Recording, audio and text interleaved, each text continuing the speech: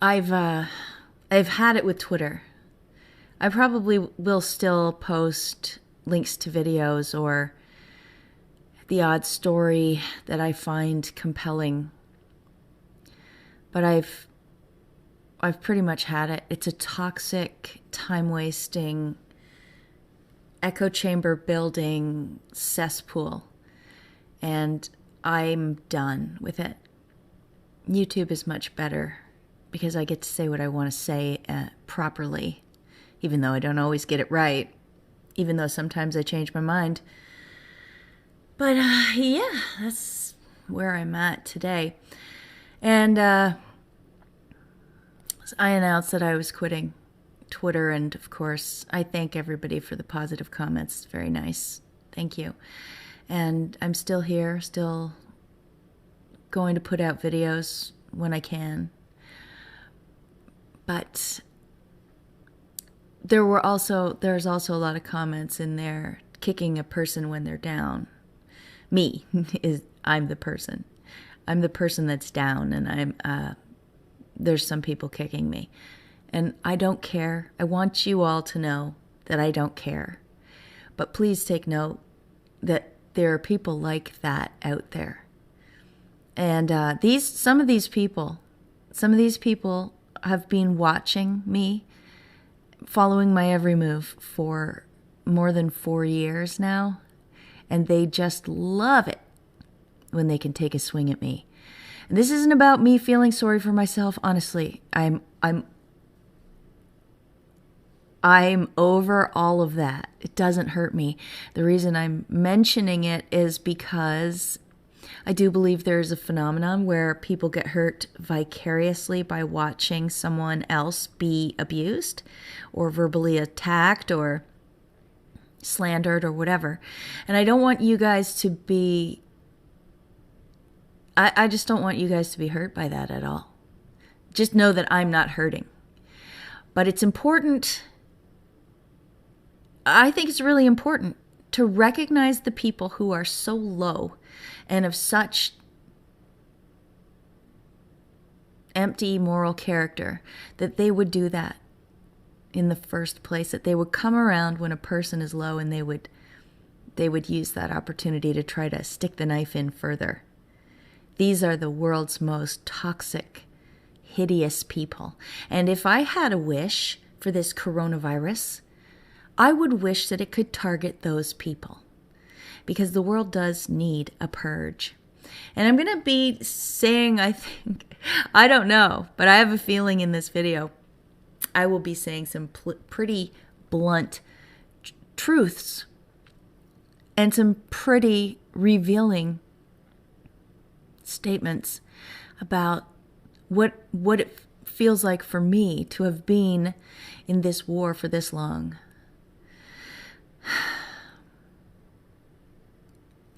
There's a few groups online that I think are well-funded and sponsored, or they're in a very bad cult, and the cult is extremely hateful and energetic. One of the groups is the evangelical. I call them evangelical atheists. Now, it doesn't bother me personally if you don't believe in God. I do think it's wrong. I do think you're mistaken and you've been misled, and I hope one day that you will realize that. But if you just don't believe in God, whatever. But there are atheists out there who swarm and they attack, and they give off a feeling when they communicate that is just evil. It's so slinky and riotous in their glee for pain. They love insult. They love profanity. They love to be debased. And if you say something against atheists online, especially on Twitter, it's almost hard to believe how big the swarm is and how nasty they are. I've listened to Father Malachi Martin talk about when he goes into exorcisms and the person is possessed by a demon. And the demon, it's not always one demon, it's many, according to him. And he says that that's that defines how the demons act. They love profanity. They love to try and invoke in a person a sense of disgust and horror. And they insult and mock. And that's all they have is mockery and insult. And they're actually just filled. They're full to the brim with hate. And when you get swarmed by the atheists on Twitter, you feel it. It feels black and demonic. And it almost always lasts exactly 24 hours. They just come and come and come and come and come and come and come and come and come and come at you. You have to block non-stop for 24 hours. And this is the force that has taken over the Q thing, unfortunately. I don't necessarily believe that these people are genuine truth seekers that have done good research for Q or that want the best for humanity. I think it's a pack of shills, and they're very, very similar to the atheists. And there's companies out there, as I've tried to talk about many times. I've done videos on it way back. They have software. It's actually people behind the software, but they can command 20 or so personas at once, at one time. So imagine a room of 10 people commanding 20 personas. That's 200. You can get swarmed pretty good and insulted pretty good, and they give each other high fives, so to speak. I can only imagine, it does give you a virtual feeling of how it is to be attacked in real life by a group of people that have gone insane, like a Clockwork Orange. It's like a Clockwork Orange, if you've seen that movie. Anyway, that's not why I am done with Twitter. I'm done with Twitter because it's a time sink, and there's too much that needs to be done in the real world, in my own life. I'm drinking beer, by the way. I'm going to light a cigarette in a second. I may do jump cuts so that you don't have to see this. I don't know why, but I might.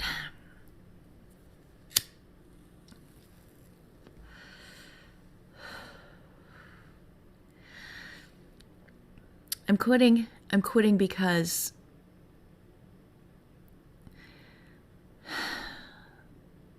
part of me feels like it's inevitable. We're going into the techno dystopia communist control tyranny soon. I think it's inevitable. I did a video a while back called They Hate Us. I don't know if you saw it. It was about the techno dystopia and how they're going to bring it in, what the component parts each are. It wasn't a complete picture. And when I made that video, I thought to myself, I really thought, we have 10 years probably before they're going to try this. That's what I thought. So I believed if I started early and made it clear enough of what their vision is, I thought we could prevent it, because personally, I don't think they're anywhere near developed enough in the technology to pull it off. I really don't. For example, I don't think these quantum computers they talk about, I don't think they're real things. Their 5G grid is not installed. Bitcoin is still a ridiculous pipe dream at this point, like to be used for regular commerce. It's outrageous. But it really looks like they are going for the first stages of it, which would be to have us humans kind of psychologically ready and physically prepped to be part of the Internet of Things. And the Internet of Things is one of the huge components of the Fourth Industrial Revolution, which is the thing that I covered in They Hate Us. So, yeah, I still think they're years away from putting it into practice, but I do think they are getting the groundwork laid. And I never thought about the possibility of using a fake pandemic to scare people into compliance. That they hate us video is very depressing as it is, but I just touched on it. I just touched on the overview of what it would be. In that video, I mentioned virtual reality. I said, people are going to reject this. They're going to look at this world view and they're going to say, no way could they bring it in because no one would do it. Well, guess what? We're testing that notion right now with the pandemic. We're testing it. Because the fourth industrial revolution will be a world in which we order everything online. We don't work. We get a basic personal income. Is that what they call that thing? And they euthanize the sick. They euthanize the elderly because they don't work out in a green economy and in an energy balanced economy. Law will go. Regular law, innocent until proven guilty, court of law, judge, law books, a defense, that's gone and over with in the fourth industrial revolution because the technocrats believe that once you're hooked up to the Internet of Things as a human being, there will be an ironclad sort of trail of your movements and what you do. So why would you need judges? Why would you need lawyers? Why would you need laws? It's just going to put rules. They'll be embedded right into either your phone or the chip. Because you guys realize, right? The phone is just like a giant-sized chip that you voluntarily carry around with you and you pay for right now. You realize that? And then they're going to just shrink that whole thing down and have it attached to our bodies. Whether it's these quantum dots they're talking about, where they inject dye. It's not really dye, though, into you and track you. Or whether they embed the chip under your skin almost at birth, I would assume. And that'll just be that. So yeah, law and order will be gone. They're already putting into place the telehealth thing, and they want you to do your doctor's visits through Skype. And some people say that there's upsides to that. Maybe there are. But I want you to all think about the fact that Bill Gates owns Microsoft. Who owns Skype? Microsoft. Am I wrong? And whereas before, you would go into a doctor's office and you had privacy.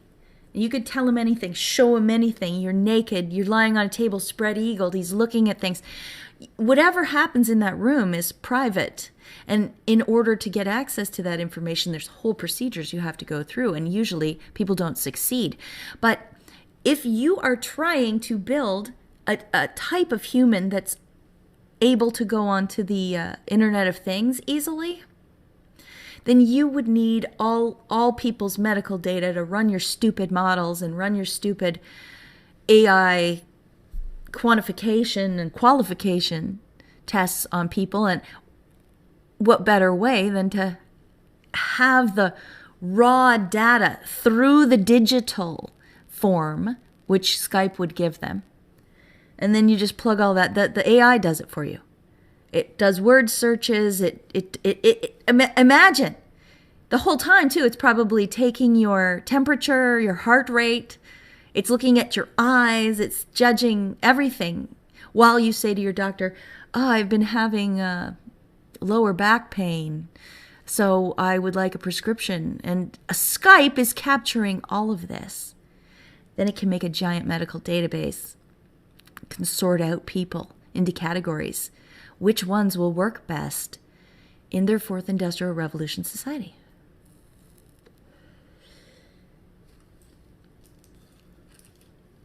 And you know the worst part?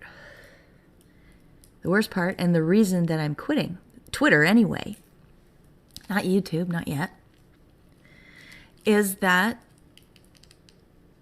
most people want it.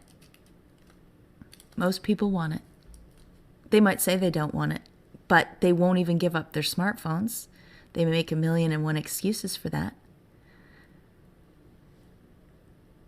1,000,001. But most people are believing the lies of the media still. And in his press conference yesterday, Trump said, yeah, everyone's like cheering on that he showed that montage of videos of the fake news media. Yeah, that was lovely. A lovely little science fair project. But what he said was, after I'm gone, I hope you will all fade away. Speaking about the media. So what does that tell you, everybody? He has no intention. There's no method by which he can... there's no method by which he intends to take down the media before he's gone.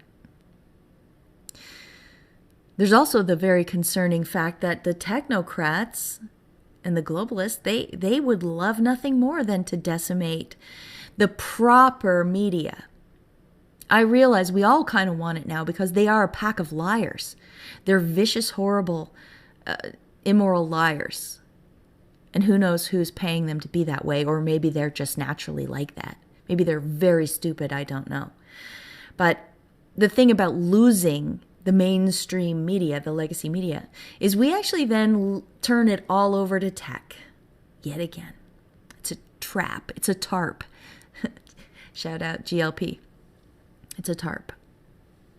We don't really want to lose the media, the real legacy media, which has lawyers at the ready and insurance policies and can send its reporters on location with security and the whole bit. This is important to democracy. Scott Adams and many others shills. I view Scott Adams as a total shill. Who's he working for? Himself, I guess, because Scott Adams 2 years ago announced that he was going to get into making apps. That was his new business line. Like, he doesn't already have enough money. But now he's out there saying that, I guess we just have to face facts. We can't have privacy anymore. We can't because of COVID. We need to be tracked. Let's just face it. That's what he's saying. In case you don't know who Scott Adams is, he's the Dilbert guy. I was at the post office earlier today, and now the post office, it's in a little drugstore near where I live. And now we have to wait outside for them to come and answer the door, and then we tell them what we want, and the girl tries to hand it to us while like staying as far away from us as possible. It's really pleasant. Every time I've been at that door waiting, there's been someone else, at least one other person there waiting with me. And today, the first time was a total Karen. Karen is the name given to busybody, fearful women who just love to run around enforcing the rules, no matter whether they make sense or not. They're tattletales. They don't have any common sense. They're just vicious little bitter enforcers, order followers, right? Anyway, first time there was one of them there, and thankfully she was quite outnumbered by the rest of us who just rolled our eyes. That was kind of fun. But today, it was just me and another guy. I guess he's about my age. He was about my age. And from talking to him, I know that he lives with his mother and has a sister in town and a son. And he said, first thing he said was, my son won't even come and visit me, my own son. I can't see my grandkids because my son is so scared of the virus. And then he said that his sister gets groceries for the mother sometimes, and that the last time she did it, she phoned from her car and said, I've just put the groceries on the porch, so you can go out and get them. And she didn't. She stayed in her car. This is heartbreaking to me. This is horrifying to me. On so many levels. But yeah, and I guess I get a lot of messages, tons and tons of messages, that I've done a good job and I've helped people red pill their family and things like this. And this used to make me so, so, so happy. I guess it makes me happy still, but what I'm What I'm worried about now is that it's a done deal. I think it's a done deal. And let's say somehow you were in some kind of nightmare scenario where there was a guy going around stabbing all your neighbors at night. And he was absolutely unstoppable. You knew he was unstoppable. Somehow you knew about this. Would you go tell your neighbors? I mean, what's the point? What's the point of telling them? Is it better? Look, guys, I know how depressing this is, but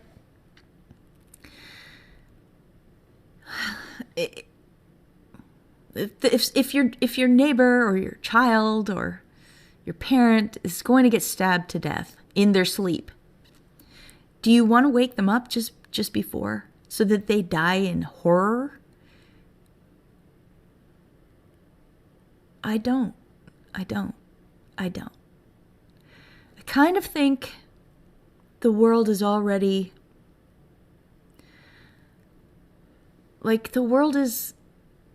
divided into the wheat and the chaff.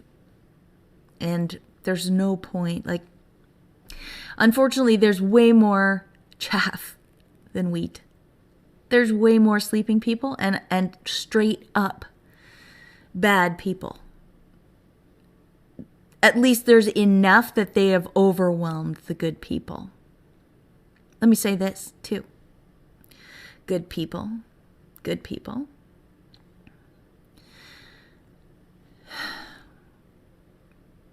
If we ever want to get out of this, I think we have to do bad things. Do I mean illegal things? I wouldn't say that. But things considered bad. We have to be stronger. We have to prepare. When I was a single mother with a little kid, I moved into my first house. I bought my first house. And I couldn't sleep well for a month because just the way the house was laid out, my daughter's room was closer to the stairs coming up to the upstairs than my bedroom was. And I thought to myself, I have to be attentive because if someone broke in and snuck up the stairs, they could get to her before I even woke up. So I've slept really lightly for a long time till I got to know the noises of the house and all that. And the other thing I did was I sat there, I laid in my bed and I made plans for how I would deal with any intruder. I bet you a lot of women have done this. I bet you a lot of, maybe men too, probably.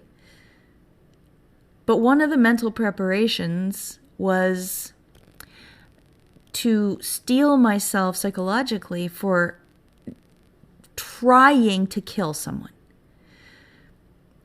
I imagined if I grabbed a candlestick, that I would have to tell myself, don't try to hit him just to knock him out. Try to kill him. Because I'm probably not strong enough to kill him in the first place. But the other thing would be holding back. I would hold myself back. I know I would because I'm a good person. Because I only want to do the minimum damage just to keep myself safe.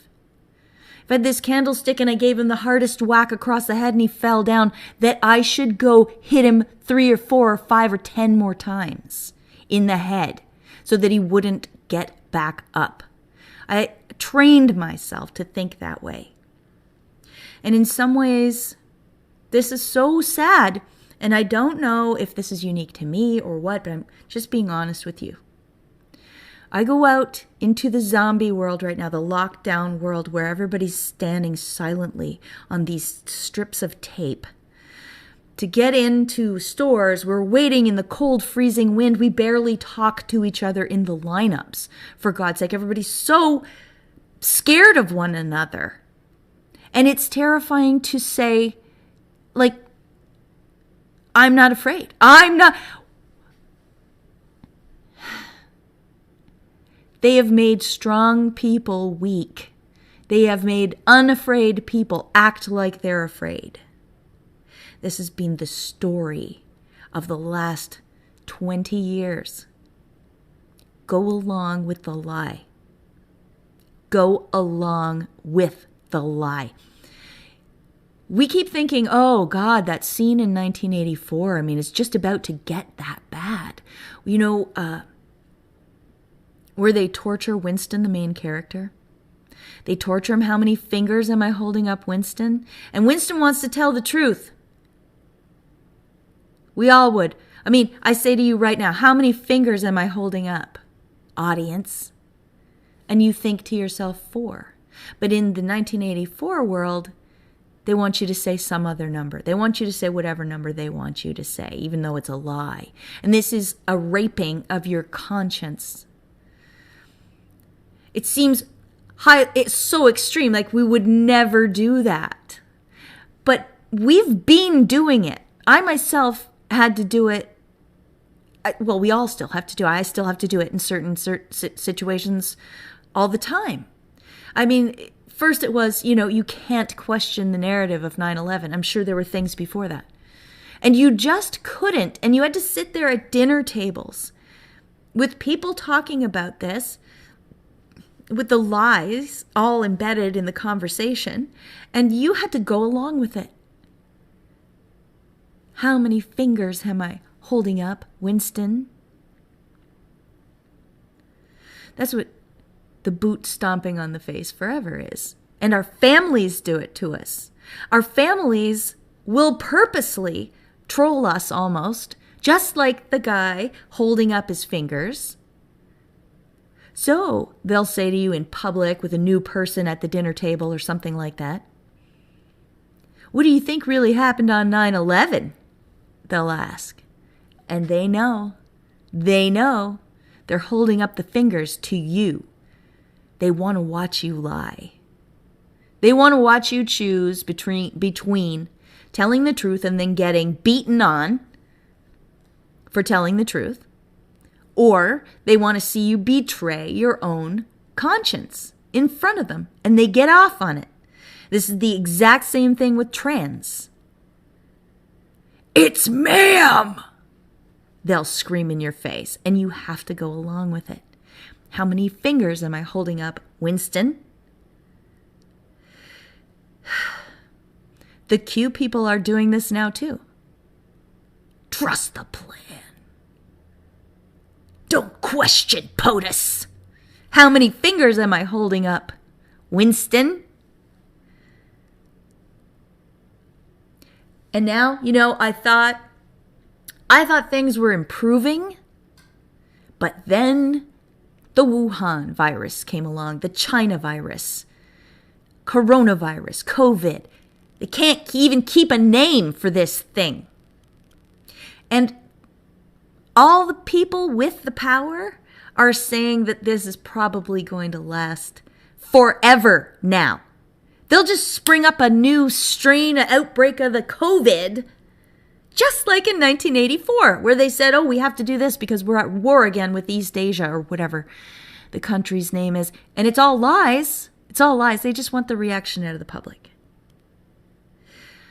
And that's why I'm quitting Twitter.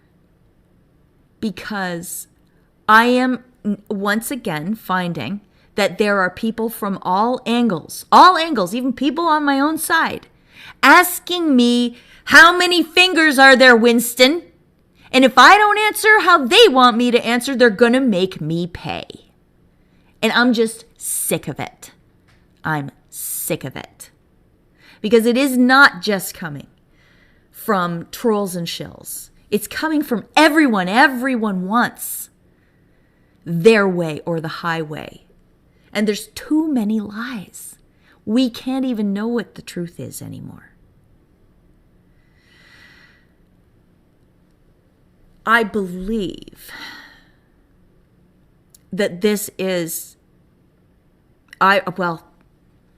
what can I tell you?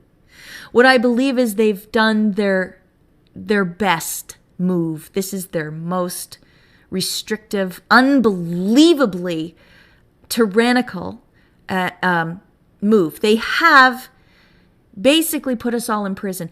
They're so cruel that we're in these quarantine situations.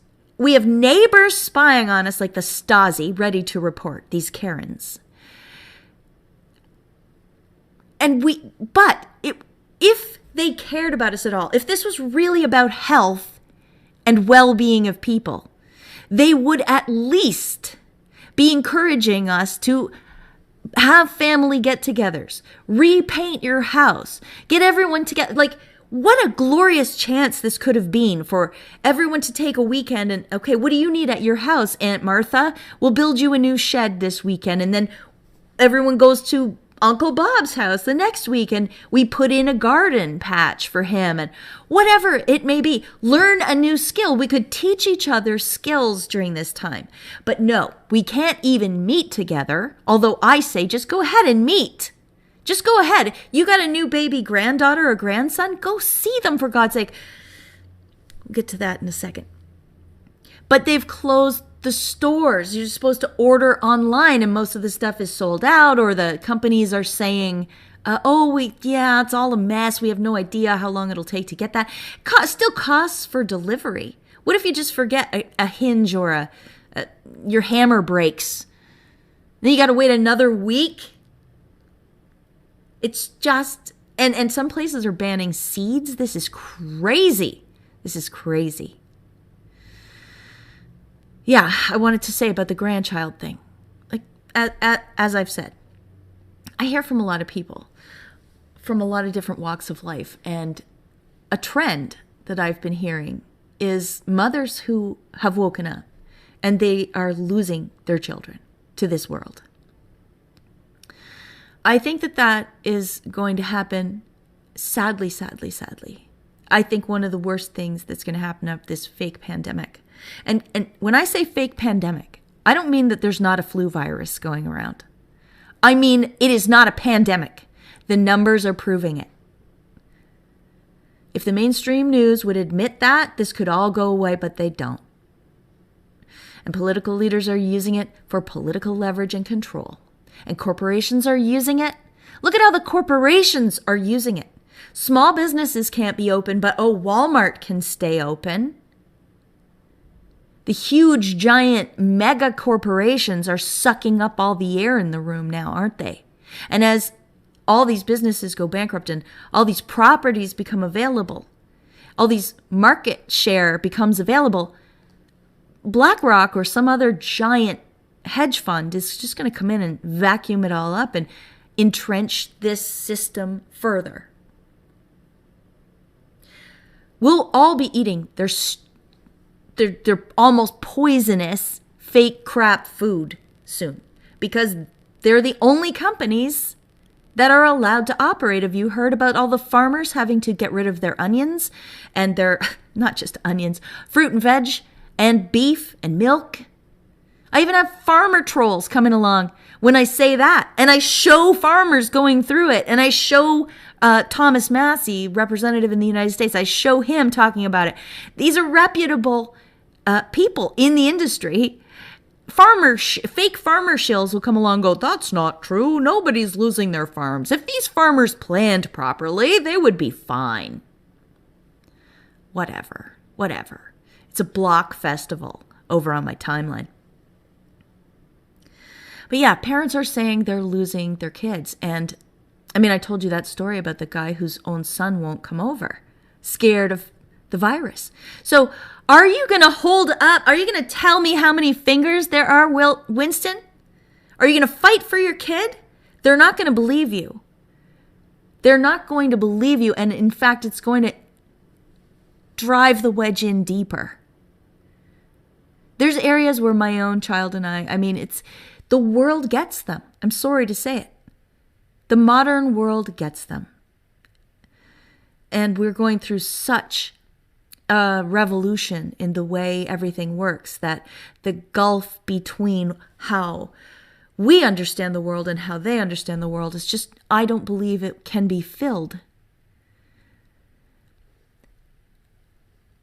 In the movie 1984, if you didn't go along with the delusion of the majority or the vocal minority, whatever it was, the control system. If you didn't go along with their narrative, they would torture you to death. They put they'd attach a rat to your face with a cage and it would eventually chew your face off, and just different horrible tortures like that. And we think of that and we think of the physicality of that. We think of the horror movie shock value of that. But what do you think it feels like as a parent to have your own child be the one holding up the fingers and making you tell them a lie just so they'll feel better? And your punishment, if you don't, is they won't see you anymore. They won't let you see your grandchildren anymore. They think you're crazy. They move on with your life after the investment you put into them. The hope you had for them. The sparkle in their eyes when they knew that you were smart. When they understood that family was important. But the world has gotten so many of them. And it's not just parents and children, of course. Siblings and all relationships, best friends, all of it. There's so much strain. Either you believe the lie and go along with them, or you lose them. That's the choice we're facing.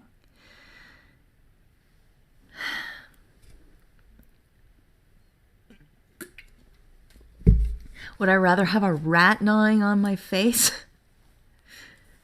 I would, if it meant that all of our kids could have common sense and not be totally consumed by fear and not believe the lies that the government and the news media are telling them. I would gladly do that if I could save the kids. Kids. They're like 30.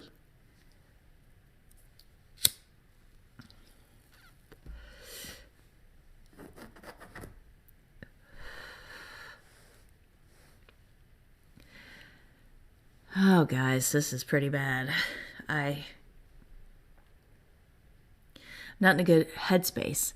And I think it's time to start building the world that we want to see. And it's going to be horrible. It's going to be very hard to do this because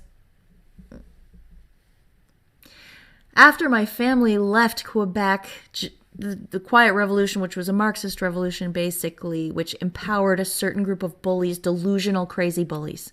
It empowered them, and then my family, because we were Anglos, we spoke English, we were villainized. That was another case. That was another classic case of how many fingers am I holding up, Winston? Because what they wanted from all of the English-speaking Quebecers, they wanted us to say, we have abused you. We have stolen your opportunities. We have held you down. We have treated you badly. And we're all rich and privileged. And we have the jobs that you deserve. And the power that you deserve. That's what they wanted from all of us. It wasn't true. My grandfather was born in a place called Shitty Village. That's what it was called. And he dragged himself out of poverty. Dragged himself. He worked his fingers to the bone. He worked 40 hours a week, and then he would come home and he built houses. He dug out the basements by hand. When he was a kid during the Depression, he used to chase the coal truck, he said, and if pieces fell off, he would gather them, and then he could bring them home or sell them. But the Francos in Quebec turned to all of us just because we spoke English, and they accused us of stealing from them, of abusing them. Anyway, that Marxist revolution happened, and we all ran. 800,000 Anglos ran from Quebec. Some Anglos stayed there, and they're still being abused today. I don't know why they don't leave. I guess it's Stockholm Syndrome. They believe it now. They are so filled with shame that they believe that's fine. I mean, they somehow do deserve to be treated like second-class citizens everywhere they go in Quebec. So we ran, but the Marxist revolution continued fomented, got bigger, got deeper. And now, as I said, there's nowhere to run. There's nowhere to run. But that doesn't mean I need to stay in the Twitter ghetto, where we all just complain about things as if it's the first time it ever happened. Tim Pool is the absolute worst for this. Every time someone gets deplatformed, Tim Pool is like, it's begun. Oh my God. Who's next? So what? Listen, my first solution, Polly, you're so negative lately. What's your solutions? My first solution is get rid of your smartphone if you can. And really think about whether or not you can. Because a lot of people are addicts and they're making excuses like heroin junkies, I swear to God. It's ridiculous. Trouble is now lockdown, right? You can't get a different phone. Oh, see, they closed the gates. They closed the gates. Maybe move to the country. Oh, it's too hard because of the lockdown. They closed the gates. Get some extra food in. Remember at the beginning? Do you remember how many conservatives were mocking people for getting extra food and toilet paper in? And they believed the news that there's not going to be shortages. We're restocking the shelves. You can't get vitamin C. You can't get toilet paper. You can't get flour. You can't get yeast. You can barely get meat half the time. Surprise! The media lied to you. Surprise! The controllers told you a fib. And you jumped right on board because you were trusting the plan. You didn't want to look like you were being fearful. You didn't want to be a greedy hoarder. Well, let me tell you something. God gave me a gift by this train blockade that we had in Canada. You probably don't even remember this. But there was a rail blockade. It went on for weeks. It was totally illegal. No police moved to move. I think it only happened one time that the police came in to move the illegal blockade off the train tracks. But now they're moving quickly to get people off the street if they're not social distancing, right? Anyway, that was a heads up, and I thought to myself, well, all of our goods come from the ports, and we're not near the ports, so they're going to travel here on trains, and if the railway is blockaded, I might want to stock up on some things that I use all the time and that I would really hate to be out of. So I did. And I wasn't a hoarder. I just got, 4 times the amount that I needed of these things. So when the conservatives and the trust the plan people started saying don't stock up, I thought that was absolutely ludicrous. It's smart. So people are talking each other out of being smart. People are scaring each other with fake panic stories. And a lot of these people used to be on our side.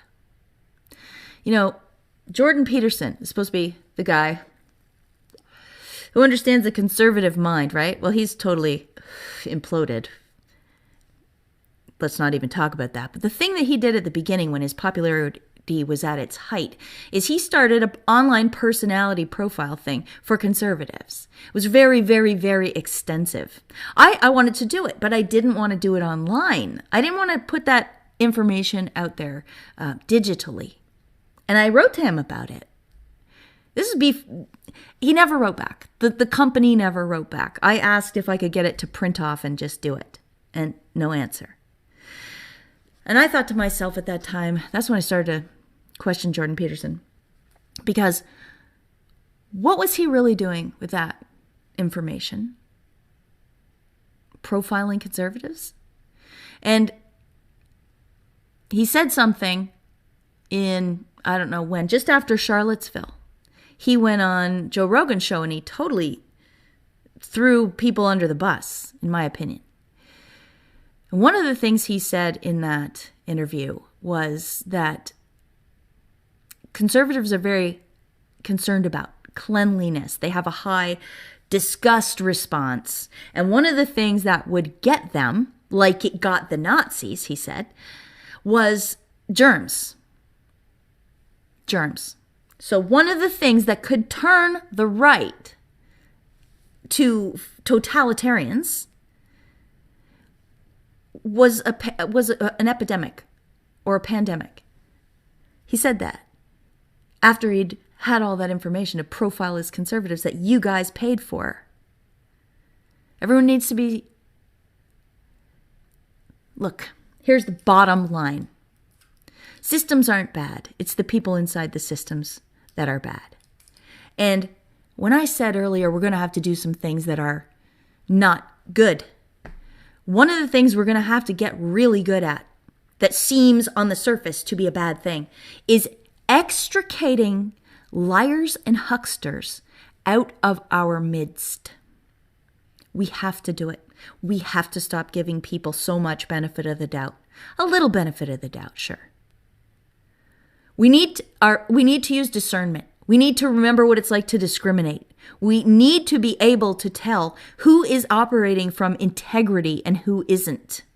People don't have to be perfect. That's not what I'm saying. But look, we overlook way too much. And it's the good people's job to sort of point out and push away those who would sell out, those who would give up their values for fame or ego or money or any of it. We have to.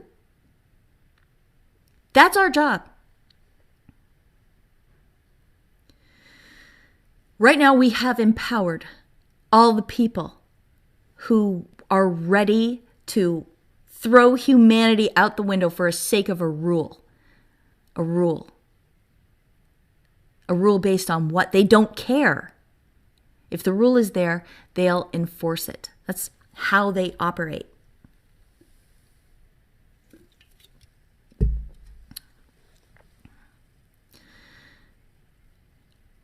We need to build a parallel society.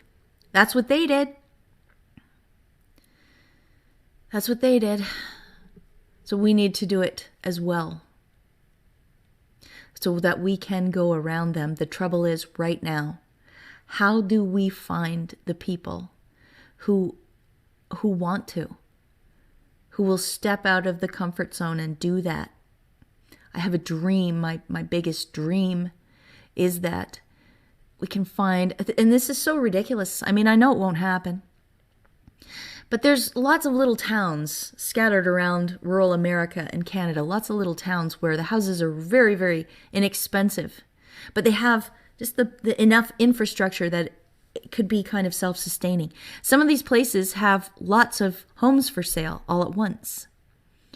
I would love to pick one of those towns. It doesn't matter which one. And everybody move there. And we start this parallel society. And we push back. We don't even push back at first. At first, all we do is we preserve.